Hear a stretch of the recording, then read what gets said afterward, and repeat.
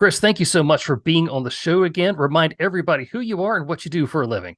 Hey, Andy. Hey, it's my pleasure. So, I am Chris McKenna, the founder of Protect Young Eyes. And I'll call it an accidental ministry organization, nothing I really ever intended to do. I'm a CPA by background, which, I don't know how that turns me into the leader of an internet safety organization. But Andy, our tagline is creating safer digital spaces. And so we want to stand in that gap between amazing families who live in a digital world and technologies that often do not care at all about the humans in that home, right? Hmm. And so bridge that gap.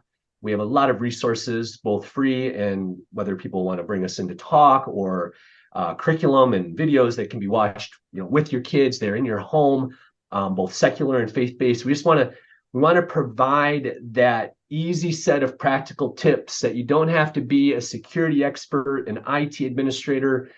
I mean, I'm a guy without an IT degree at all, right? And I still believe that parents, just like you and I, have digital superpowers. They just need the confidence and sort of just a little bit of nudge sometimes to go in the right direction. And that's what we like to do. Absolutely. I fully understand that how God just, you were going one way and he just says, nope, you're now going to go this way.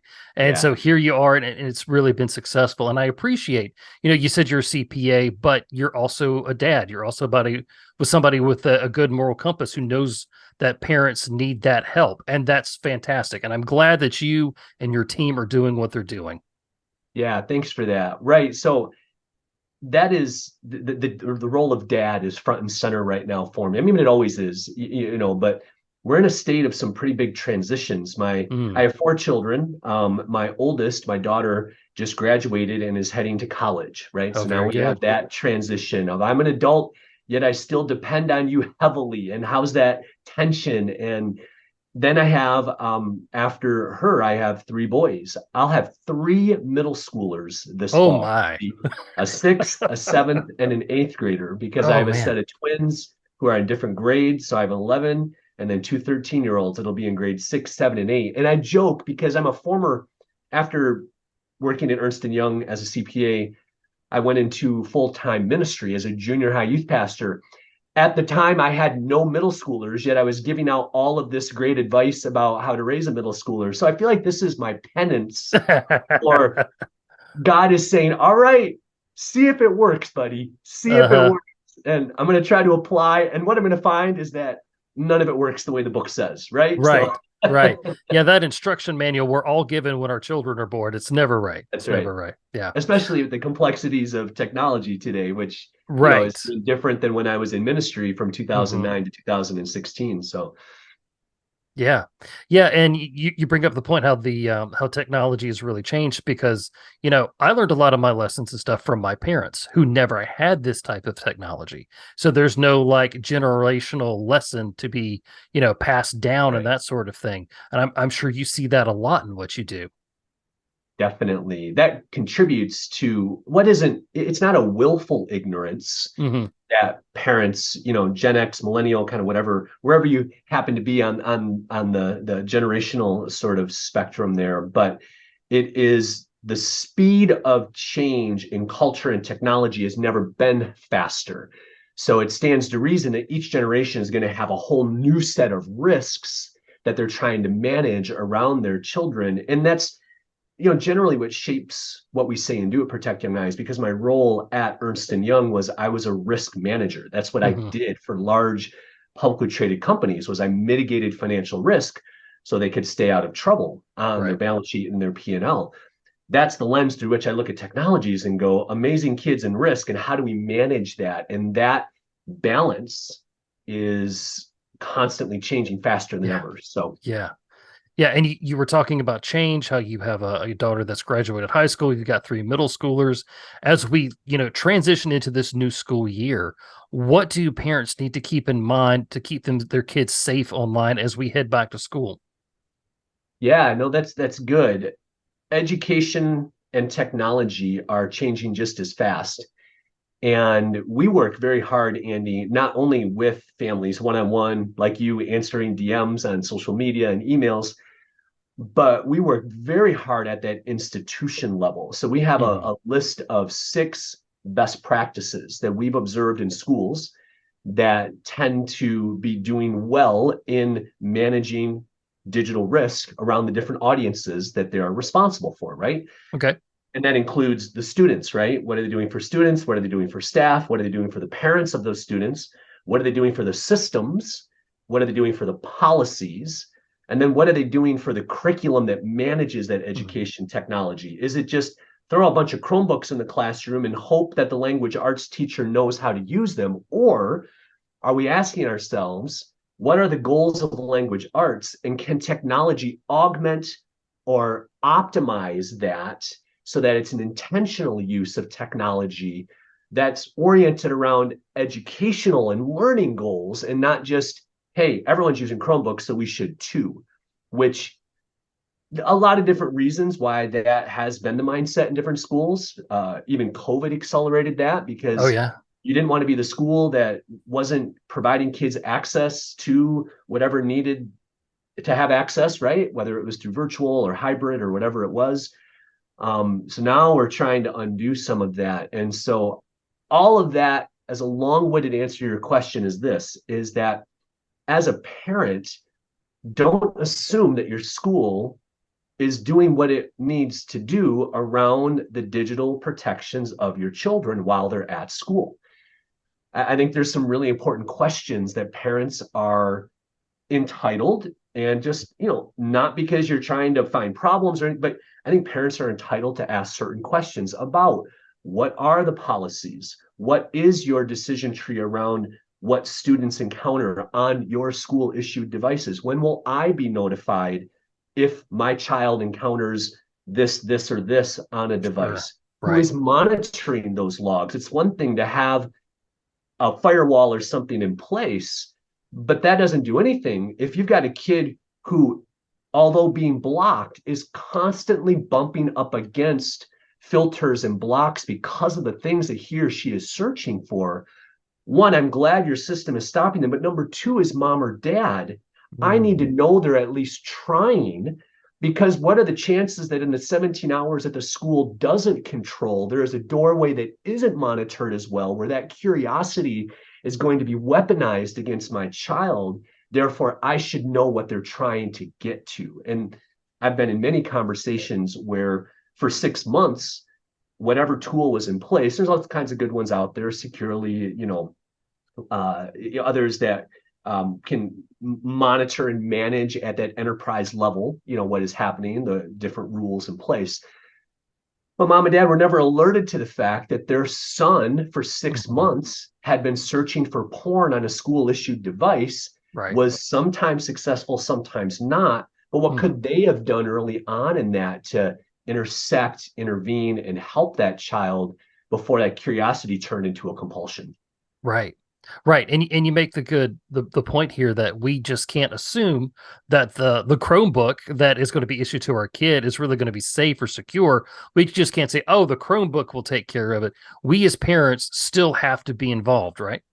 We do. And there's a partnership here that there's a responsibility by both parties that if a school is going to issue devices, then what are they doing to make sure that families have the tools necessary for when that device is outside of the 7 hours of the classroom is doing no harm? That partnership is so, so important, not only for the liability of the school, but I just, I come from the position that we can't assume that every child has parents who care about their digital well-being, Right. right? We Right. have a responsibility, not just as a school, but as a society to care for vulnerable children who, for whatever reason, have parents who don't care or don't have the time or circumstances. They don't understand the technology.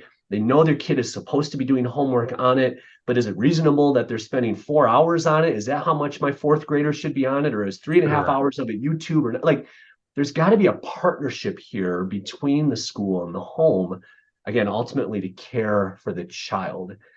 Because you've heard me refer to kind of that handoff that goes on, Andy. I Hmm. talk a lot about the 7 and 17, right? There's a dance that goes on back and forth between school and home during the school year, Monday through Friday, for 180 school days. Right. And that is the 7 hours that the school is, quote, in charge of, and the 17 that they're not.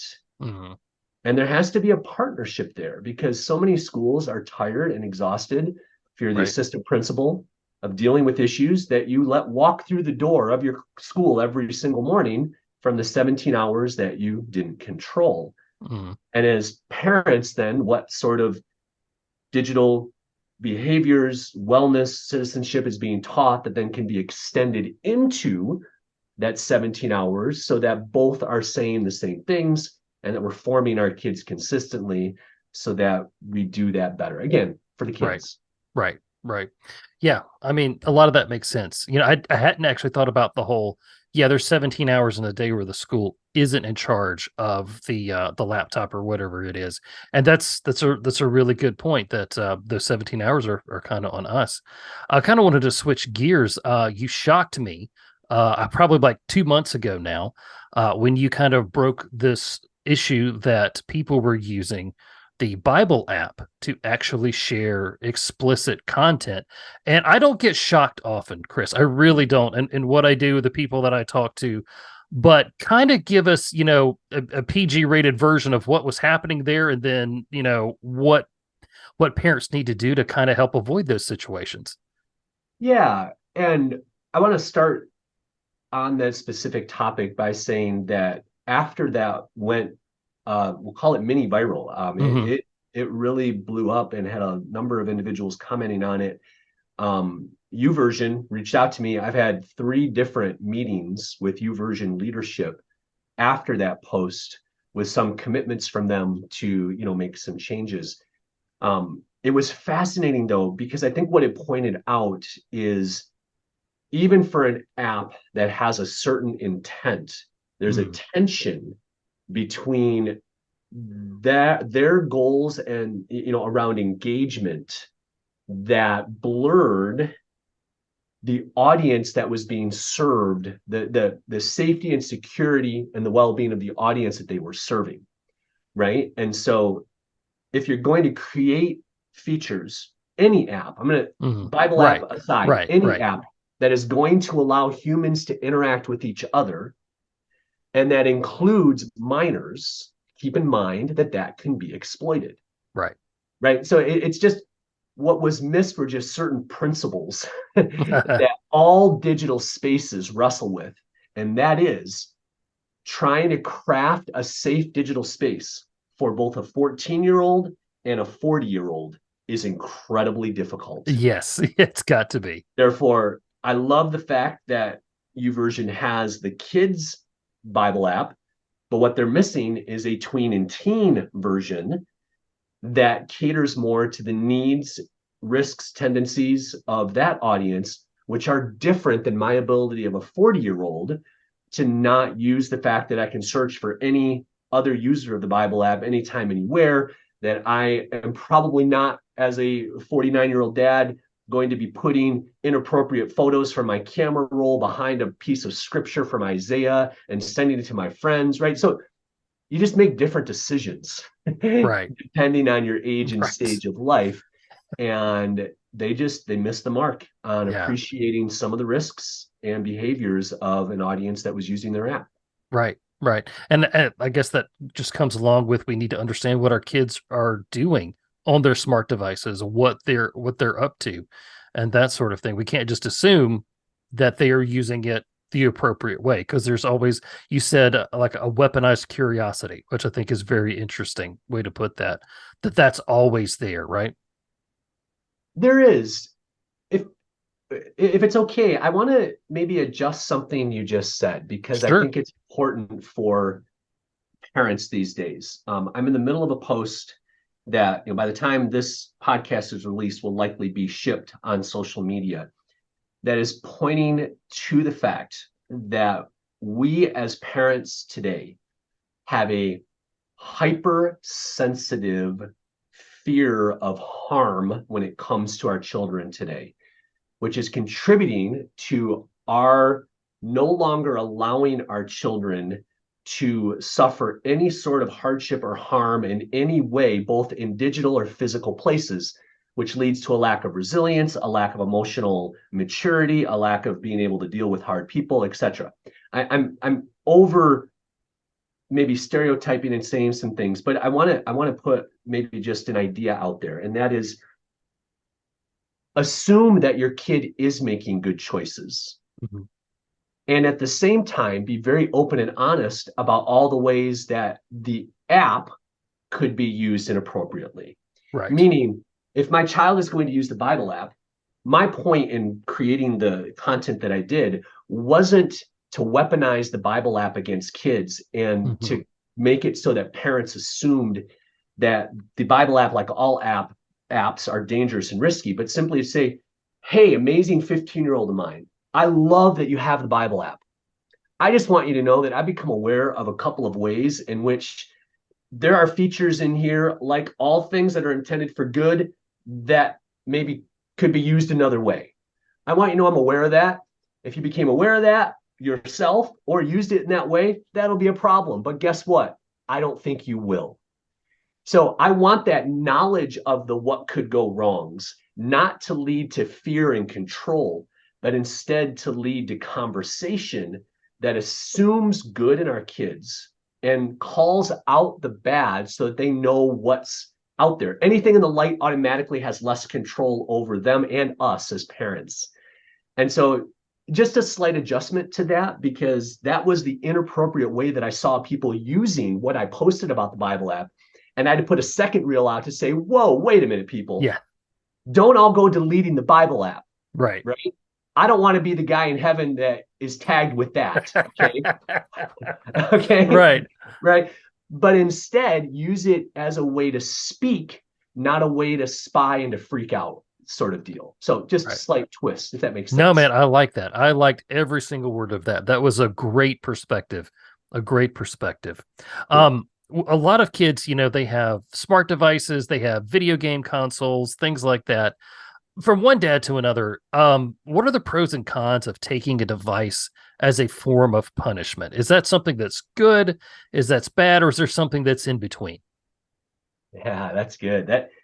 That's a hard one. Complexities, Sure. And each without kid is knowing individual too. each kid, each family, your parenting style. So, uh, consistent with sort of the path that I was just on related to the Bible app, I'm just a big fan of not surprising our kids with that kind of punishment. Mm, So, like the moment that I give my kid a smartphone, or the moment that I give my child a PlayStation or an Xbox or whatever it is, there should be very clear knowledge and expectations as to what the path of trust and what the path of consequence looks like. And they should know very clearly that this equals that. You do this, I will respond in this way. Not because I'm a bad parent, but because you chose it. And I would be a bad parent if I did nothing. right. So I'm okay with one of those if that's, I'm okay with one of those that's being, I'm going to take your phone away. But I want that to be known very clear that as a part of using this device, that is a possible outcome. But it's not that I'm surprising, just dropping that into them in a sort of, I can't wait till you screw up, gotcha, I will take your phone away now moment, which creates a me versus you kind of Right. transaction, as opposed to a, hey, buddy, remember when we talked about this equals that? Well, you did this, so now I have to do that. Hmm. And it's not because you're a bad kid. It's not because I love you any less. It's because I love you that I'm doing that. And here's what the path to trust looks like after it.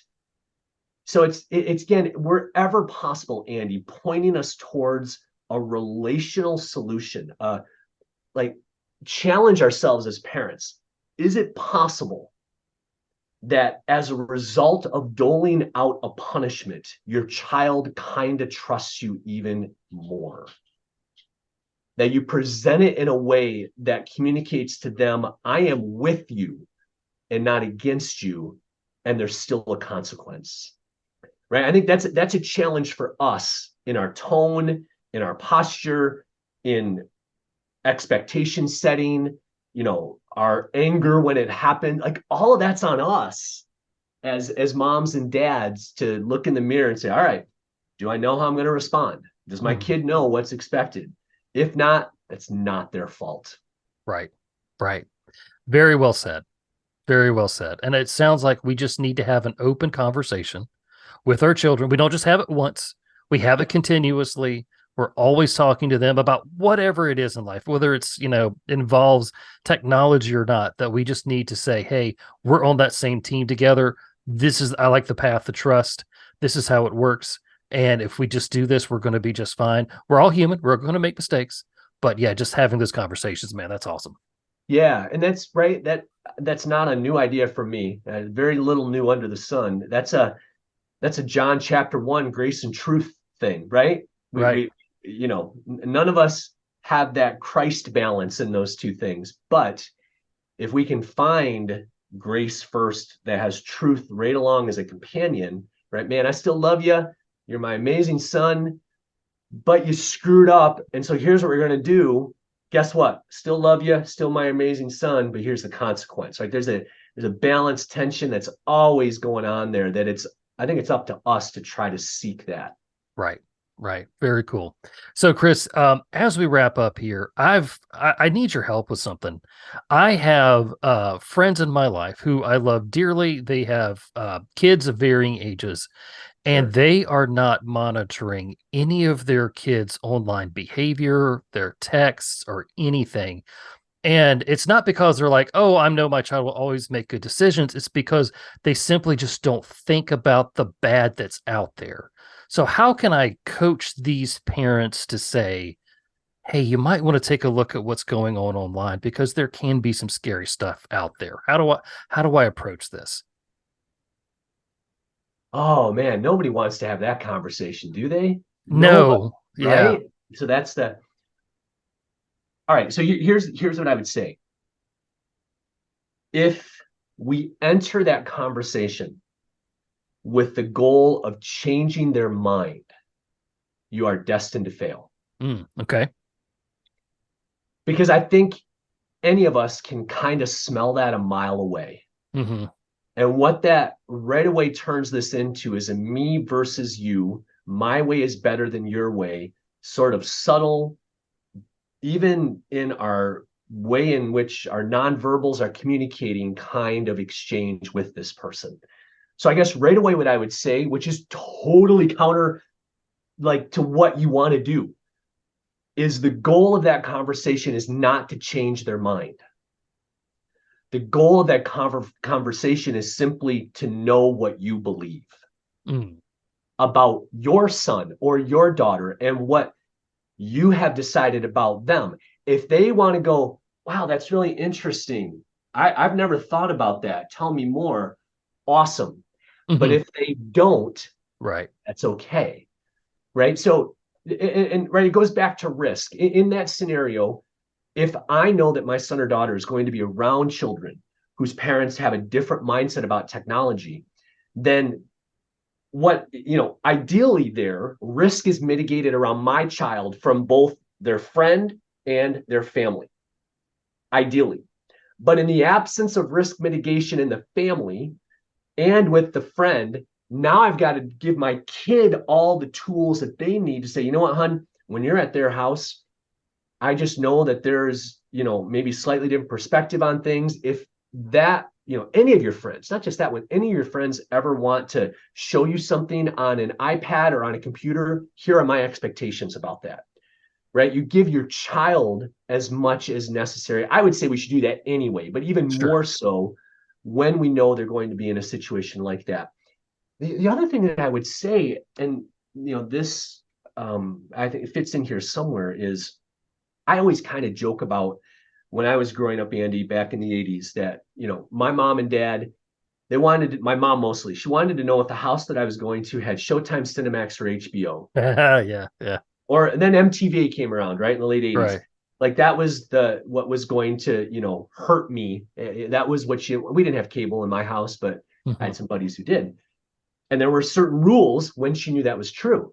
I think we have a right to ask similar Showtime, Cinemax, HBO, MTV questions today. If my kid, maybe just as a general rule, your child doesn't go inside of other people's homes. Maybe Right. that's a decision you make today. Why? Because I think just in general, because of the presence of digital devices, homes are slightly riskier than they were when you and I were growing up, Absolutely. right? Or if your child is going to be inside of their house, I believe the 2023 or whenever you're listening to this version of Showtime, Cinemax, or HBO is, hey, I'm just curious, are there any unfiltered internet ready devices in the house? And I think that's a perfectly logical, reasonable question to ask today. No different than, do you have a gun laying around that doesn't have a Right. lock on it, right? Right. If there's something that could do harm, and I would argue the probability, not the extent of damage, but the probability of harm in the life of a child coming through a digital device is much higher than a firearm or much higher than a knife or another weapon. Therefore, we need to be asking that question. Yeah. I Now, you and I'm sure parents are totally accustomed to you and I asking those kinds of questions. So I Right. know people listening to this are going to go, well, Chris, that's easy for you. You're the internet safety guy. I get that. But I still want to encourage and maybe give all of you a little vote of confidence to say, yeah, I think you have a right to ask that question, right? If they're going to be spending time into the evening, do they have a router that is turning off the Wi-Fi at a certain time of night? Because whether you're 414 or 40, nobody needs to be online after 9 p.m. or whatever time it is, right? So I just think we have a right to ask certain non-judgmental, calm, and reasonable questions about technology as it pertains to other homes. So those are just a couple of perspectives on that question. That's very good. That's very good, Chris. I always enjoy talking to you, man. You always make me feel good after we talk, and I always feel more equipped as a parent. So thank you so much for that. Tell everybody where they can find out more about you and your ministry online. Sure. Come to protectyoungeyes.com, search Protect Young Eyes in any social places. We have a lot of really exciting things that we're working on that when you listen to this, hopefully are totally in play by the time you show up. But we just love to take care of families who are trying to help their kiddos do well. We're a slow tech, not a no tech company. We know that tech is important in the lives of families, and we want to help, again, mitigate that risk wherever your family is at. So All right, buddy. Thank you so much. God bless you, man. likewise, thanks, Andy.